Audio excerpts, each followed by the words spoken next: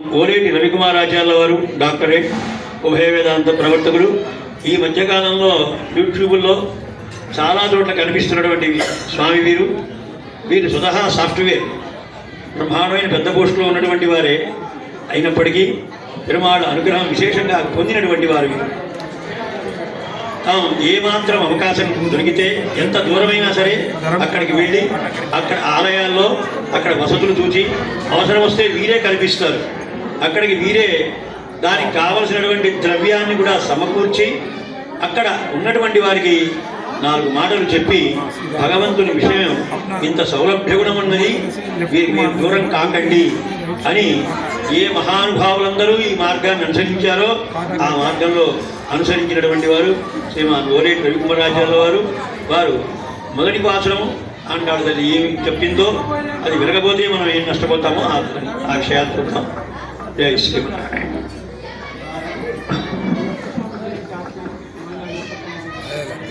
ఓం అస్మద్గురుభ్యో నమః.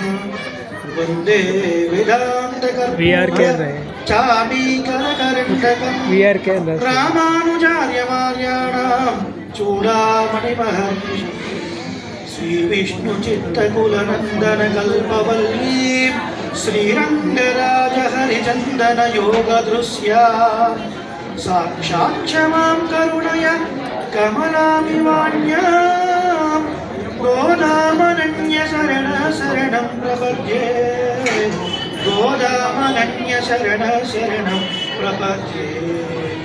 సన్నిధిలో వెంచేసినటువంటి భగవన్మూర్తులు, ఆళ్వారాచార్యమూర్తులు, ప్రధానార్చకులు, అలాగే మిగతా అర్చక స్వాములకు, అశేష భాగవతోత్తములకు, అలాగే ఇప్పుడు వెంచేసినటువంటి వేదాంత పండితులకు, వేదాంతాచార్య స్వాములకు స్వరూపానురూపంగా దాసోహం సమర్పించుకుంటూ డిఎన్ రామానుజాచార్య తిరుప్పావ సరస్సులో పాల్గొనడం ఒక భాగ్యంగా భావిస్తూ, అది కూడా గోదావరి పేరుతో స్టార్ట్ అయినటువంటి గోదావరి హోమ్స్.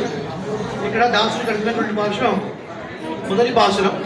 మార్గళి తింగళ్ అతి நிறைந்த நன்னாளால் நீராடப்போதுவீர் போதுமினோ நேரிழையில் சீர்மல்கும் ஆய்ப்பாடு செல்வச் சிறுமீர்கள் கூர்வேல் பொடிந்தருளன் நந்தகோபன் குமரன் இராண்ட கண்ணி யசோதை இளம் சிங்கம் கார்மேரி செங்கன் கதிர்மதியம் போல் முகத்தான் நாராயணனே நமக்கே ஒரே தருவான் பாரோர் புகழ పడిందేరు మొదటి భాషలు. దాసులకు ఇచ్చిన సమయంలో ఇందులో కొన్ని విషయాలు విజ్ఞాపన చేయమని అధ్యక్షుల వారు ఆదేశించారు. మగడి చింగన్ మతి నిరైన అన్నాడా, ఒక వ్రతం చేయాలని సంకల్పించగానే ఒక మంచి రోజు ఆసనమైంది కదా, మనం ఏదైనా మంచి పని చేయాలంటే ఒక పండితుల దగ్గరికి వెళ్ళి పంచాంగం చూపించుకొని పలానా రోజున స్టార్ట్ చేయాలి. కానీ గోదావరి వ్రతం ప్రారంభించాలనుకోగానే వెంటనే మంచి రోజు ప్రారంభమైంది. అది మార్గళి మాసం, మాసాన మార్గశీర్షోహం అన్నట్టు. అంటే భగవంతుడిని చేరుకునే మార్గాల్లో ఉత్తమమైనటువంటి మార్గం. మతి నిరైతుడు అన్నాడా, నిండు చంద్రుడు. ఈ గోపికలు ఎప్పుడు కృష్ణుడిని కలిసినా రాత్రే కలుస్తారు. రాత్రి చీకటి, కృష్ణుడు నల్లవాడు.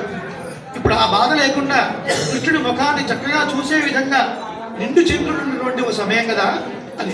అసలు వాస్తవంగా ఏది మంచి రోజు? ఒక్కొక్కరికి ఒక రకమైన మంచి రోజులు ఉంటాయి. కానీ ఎప్పటికీ ఆ మంచి రోజు అట్లాగే కొనసాగుతుందని చెప్పలేము. కొంతమంది ఉద్యోగం వచ్చిన రోజు మంచి రోజు, కొంతమందికి పెళ్ళైన రోజు మంచి రోజు, కొంతకాలానికి ఎందుకు వచ్చిన ఉద్యోగం అంటుంటాడు, కొంతమంది ఎందుకు పెళ్ళైందా అనుకుంటాడు కదా. అది కాదు. ఏది మంచి రోజు అంటే కూడి ఇరిందు కుడిరిందు భాగవతోత్తములతో కలిసి భగవంతుని యొక్క శ్రీ సూక్తులు వినడం, తద్వారా మన మనసులో అనాదికాలంగా ఇప్పుడు వచ్చిన జన్మ కాదు కదా ఇది, అత్ర జన్మ సహస్రాణం సహస్రైనపి సప్తమ కదాచి లభతే జంతు మానుష్యం పుణ్య సంచయాత్ అంటుంది వేదం. వేల కోట్ల జన్మల తర్వాత వచ్చినటువంటి ఈ జన్మ అనేక వాసనలు మళ్ళీ పోవాలి, కళ్యాణ గుణాలు కలగాలి. అప్పుడు భగవంతుడిని సేవించాలి, భగవతత్వాన్ని సేవించాలి, ఆచారాలను సేవించాలి అనే ఒక బుద్ధి కలుగుతుంది. కాబట్టి అది మంచి రోజు వాస్తవానికి. కాబట్టి నీరాడం రోజువి స్నానం చేయడానికి ఆసక్తి ఉన్న వాళ్ళందరూ రండి. ఏమిటంటే తిరుపతి వ్రతంలో ఎక్కడ కూడా మీకు గోపికలందరూ వెళ్ళినట్టుగా స్నానం చేసినట్టుగా ఎక్కడ కనపడదు. మరి ఏమిటి స్నానం అంటే? భగవంతుని యొక్క కళ్యాణ గుణములను, కళ్యాణ గుణములు అంటే శుభమైన గుణములు, స్వామిత్వము, సౌశీల్యము, సౌలభ్యము, వాత్సల్యము, సౌగంధ్యము, లావణ్యము ఇత్యాది. అది అనుభవించడమే స్నానం అండి. గోవిందేతి సదా స్నానం, గోవిందేతి సదా జపం, గోవిందేతి సదా ధ్యానం, సదా గోవింద కీర్తనం. ఇదే స్నానం. భగవంతుని యొక్క కళ్యాణ గుణాన్ని అనుభవించడమే స్నానం. పొదువీర్ రండర్రా రండి అని గౌరవంగా పిలుస్తుంది గోదాదేవి. ఏమండి ఈ వ్రతం చేస్తుంది గోదాదేవి తన చరికర్తలను గోపికలుగా భావించదు కదా, మరి ఎందుకంటే రెస్పెక్ట్? వచ్చాయి అనొచ్చు కదా, ఏకవచనంగా ప్రయోగించవచ్చు కదా. ఎందుకు బహువచనం అంటే భాగవతోత్తములు గౌరవింపదగినటువంటి వారు, పరమాత్మయే సర్వస్వము, ఉపాయము ఆయనే, ఉపేయము ఆయనే అని నమ్మిన వారు, వర్ణ కుల విచక్షణ లేకుండా ప్రతి ఒక్కరూ గౌరవింపదగిన వారు అన్న విషయం మనకి ఇందులో కనబడుతుంది కదా. పొదువీర్ రండి, కూర్వేల్ కొడుందురుళ్ళన్, పదునైన వేలాయుధం నందకుడు పట్టుకొని ఉన్నాడు. ఎందుకు? ఒక చిన్న ఈగ దోమ వచ్చినా కూడా దాని మీద పడి సంహరిస్తున్నాడట చిన్న కృష్ణుడిని కాపాడడం కొరకు. ఏమో ద్వాపరయుగంలో ఎవరు ఏ రూపంలో వస్తారో తెలియదు. పూతన రూపంలో ఒక రాక్షసి, బండి రూపంలో శగడాసుడు ఒక రాక్షసుడు, ఎవరి రూపంలో వస్తారో తెలియదు. కాబట్టి ఏ చిన్న జంతువు వచ్చినా ఈగ దోమ అయినా సరే సంహరించడానికి వేలాయుధాన్ని పట్టుకొని ఉన్నట్ట. నందగోపుణ్ణి ఆచార్య స్వరూపం చెప్తారు. వేలాయుధము అంటే ఆచార్యులు పెరుమాళ్ళు మనల్ని స్వీకరించే విధంగా మనకు చేసేటువంటి పంచ సంస్కారాలు. పదునైన ఆయుధం అంటే ఏంటి? శంఖాన్ని చక్రాన్ని తప్తం చేసి, దాన్ని కాల్చి అని చెప్పకూడదు, వేడి చేసి అని చెప్పాలి. తప్తం చేసి బాహుమూలాల్లో మనకు సమర్పిస్తారు. అలా పరమాత్మ స్వీకరించడానికి యోగ్యంగా మనం తయారు చేసేటువంటి ఆచార్యులు అని మనం ఇక్కడ గమనించాలి. నందగోపన్ కుమరన్ వీరానంద కండి యశోద ఇడం సింగం, విశాలమైన నేత్రాలు కలిగినటువంటి యశోద యొక్క కుమార్ బాలసింహము. కార్మేని చెంగన్ కల్లిమదీయం పోల్ ముహత్త, కార్మేని చెంగన్ నల్లటి శరీరము, నల్లటి మబ్బు చక్కటి వర్షాన్ని ఇస్తుంది. నల్లటి శరీరం గల స్వామి కృపాకటాక్షాన్ని కురిపిస్తాడు. కదిలిమదీయం పోల్ ముహత్త అంటే అర్థం ఏంటి? ఒక కన్ను సూర్యుడిలాగా ప్రకాశంగా, ఒక కన్ను చంద్రుడిలాగా డిమ్ముగా, అట్లా అర్థం. అలా కాదు, ఆశ్రితుల పైన చల్లని చూపు చూపించేవాడు, రాక్షసుల పైన విరోధుల పైన తీక్షణమైన చూపు కలిగినటువంటి వాడు. ఆచార్యులు చేసే పని కూడా అదే. తమ దగ్గరికి వచ్చిన వాళ్ళ పట్ల ఉపదేశము, చల్లని చంద్రుడి కిరణాలు లాంటి ఉపదేశాన్ని ఇచ్చేవారు.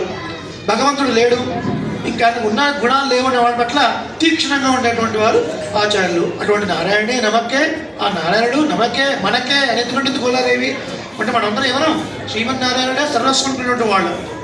అలాంటి వాళ్ళని ప్రార్థిస్తే నారాయణుడు నమక్కే పరే తరువ పారోలు పుగడ పడిందేలో రింబాబాయ్. మనకు పర అనే వాయిద్యాన్ని వసుకుతాడు. పర అనేది ఒక వాయిద్యంలాగా కనబడుతుంది. 29వ పాసులలో పర అంటే ఏంటో చెప్తుంది గోదమ్మ. పెద్దలు సాయిస్తారు, మనందరం విద్దాం. ఏలో రింబాబాయ్, ఇది మా వ్రతము, బుద్ధిలో నిలుపుకోండి, చక్కగా అవగాహించండి అని గోదమ్మ విధబోధ చేస్తుంది.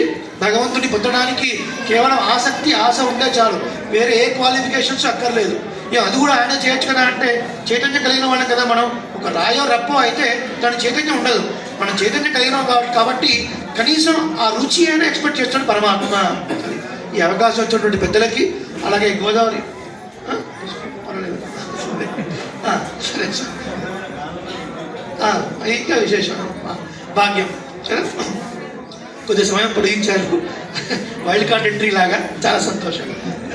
ఏమిటండి మంచి మాసము, మంచి ఋతువు, ఇలాంటి సందర్భంలో మార్గశీర్షము అన్నారు. మార్గము అంటే వే అని అర్థం.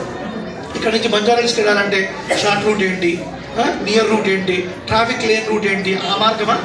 ఆ మార్గం కాదు, ఇక్కడ భగవంతుడు చెందిన మార్గం. ఆ మార్గాలన్నీ 1000 సంవత్సరాల క్రితం అన్నీ కిలమైపోయాయండి. కిలం అంటే లేకుండా పోయాయి. ఆ కన్ఫ్యూజన్ స్టేట్లో ఉన్నప్పుడు ఒక మహానుభావులు అవతరించారు. గతులన్నీ కిలమైన కలియుగమందును గతి ఈతడే చూపే ఘన గురు దైవము.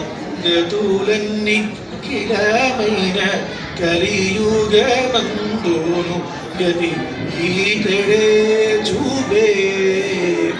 పరమాత్మను చేరుకోవడానికి కొన్ని మార్గాలు ఉన్నాయి, కానీ వేద భాషలైనటువంటి వాళ్ళు చారువాకులు, చారు అందమైన వాక్ మాటలు అలాంటి చెప్పేటువంటి వాళ్ళు లేవండి, స్వర్గం లేదు, నరకం లేదు, హాయిగా తినండి, మీకు ఇష్టం వచ్చింది సేవించండి, హాయిగా ఉండండి, భగవంతుడు లేడు, నరకం లేదు, ఇలా చెప్పేటువంటి కొంతమంది భగవంతుడు ఉన్నాడని ఒప్పుకుంటారు.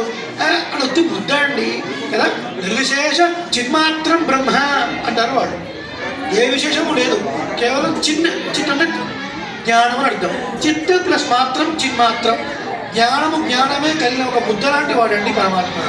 అలా కాదు అని భగవద్ రామానుజుడు సర్వశాఖా ప్రత్యయ న్యాయంతో వీటిని సమన్వయం చేస్తూ భగవంతుడు అనంత కళ్యాణ గుణాత్మకుడు అని చెప్పి ఆయన గుణాన్ని వర్ణించి ఆయన ఎలా ఆశ్రయించాలో చెప్పి శరణానికి తప్ప ఇంకొక మార్గము లేదు.